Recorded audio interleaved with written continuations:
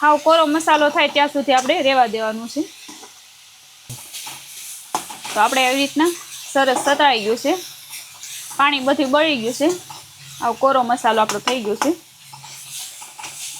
આવી રીતના આપણે થવા દેવાનો મસાલો. તો હવે આપણે ગેસ બંધ કરી દઈ અને આ નીચે લઈ લઈ.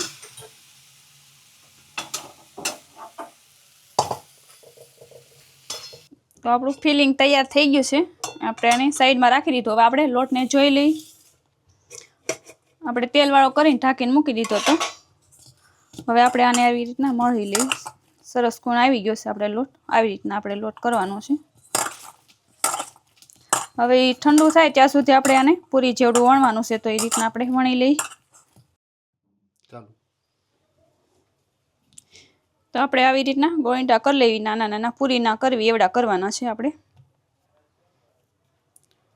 એટલા લોટમાંથી પણ આપણે ઘણા મોમોસ બની જાય. તો આપણે આવી રીતના કરી લઈએ. તો આપણે આવી રીતે બધા ગોળીટા તૈયાર કરી લીધા છે. હવે અને આપણે આમાં રાખી દઈએ પાછા. પછી આપણે વણવાનું ચાલુ કરી દઈએ. વણ્યા પહેલાં આપણે તેલ ધીમા ગેસે મૂકી દઈએ ત્યાં આપણે વણાઈ જાય. મોમોસનો શેપ આપી દઈએ ત્યાં આપણે તેલ ગરમ થઈ જાય.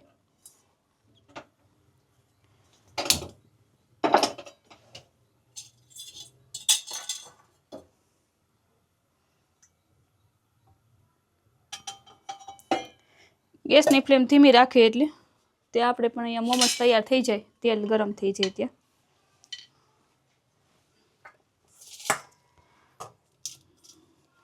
હવે આપણે વણવાનું ચાલુ કરી દઈએ. આવી રીતના લોટવાળું કરતું જવાનું એટલે સોટે નહીં. આપણે પૂરી બનાવીએ એ રીતે આપણે આ બનાવવાનું છે. બહુ જાડી નથી કરવાની, બહુ પતલી નથી કરવાની, એવી રીતે જ કરવાનું છે રોટલી જેવી. આપણે એક વણીને તૈયાર કરી લીધી છે. આપણે આવી રીતના વણવાનું, બહુ જાડી નહીં બહુ પતલી નહીં, રોટલી જેવી આપણે કરવાનું છે. હવે આપણે આ નાખી દઈએ વચ્ચે. 1 ચમચી જેટલું આપણે નાખવાનું આમાં. હવે આને આપણે મોમોસનો શેપ આપી દેવાનો છે. પહેલાં આવી રીતે ભેગું કરી લેવાનું, પછી આવી રીતના કરતું જવાનું.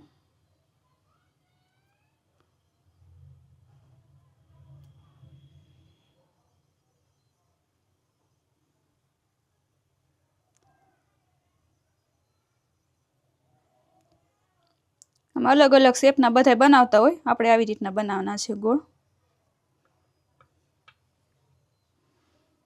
આપણે આવી રીતના મોમોસનો શેપ આપવાનો છે. જાજે ભાગે તો બધા આવી રીતના શેપ આપતા હોય. તો આપણે મોમોસ તૈયાર છે. આવી રીતે આપણે બધા વાળી લઈ. આવી રીતે આપણે બધા સરસ કરી નાખ્યા છે. હવે આપણે તેલ ગરમ થઈ ગયું છે. હવે આપણે ફ્રાય કરી લઈ.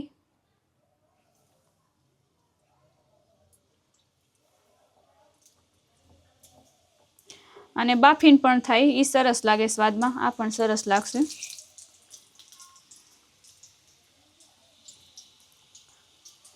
ગેસની ફ્લેમ ધીમી રાખીને જ આપણે તળવાના છે. આપણે સરસ તળાઈ ગયા છે મોમોસ. આવી રીતના બ્રાઉન કલરના થાય એટલે આપણે કાઢી લેવાના છે.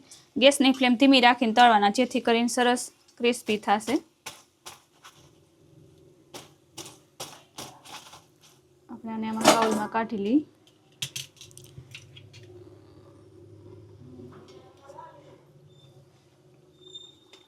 હવે આપણે એને એક ડીશમાં સર્વ કરી લઈએ. તો આપણે ફ્રાઈડ મોમોસ તૈયાર છે. આપણે એક ડીશમાં સર્વ કરીને રાખ્યા છે. શેજવાન ચટણી સાથે આપણે રાખ્યા છે અને સાથે માયોનેઝ પણ હોય, બે સાથે આપણે ખાઈ શકીએ. તો મારી આ રેસીપી કેવી લાગી મને કમેન્ટમાં જણાવજો. અને મારી ચેનલને લાઇક કરજો, શેર કરજો અને સબસ્ક્રાઈબ કરજો. અને બેલ આઇકન દબાવવાનું ભૂલતા નહીં, જેથી કરીને તમને નવા વિડીયોનું નોટિફિકેશન મળે. અને નેક્સ્ટ રેસીપી તમે કઈ જોવા માંગો છો એ પણ મને કમેન્ટમાં જણાવજો.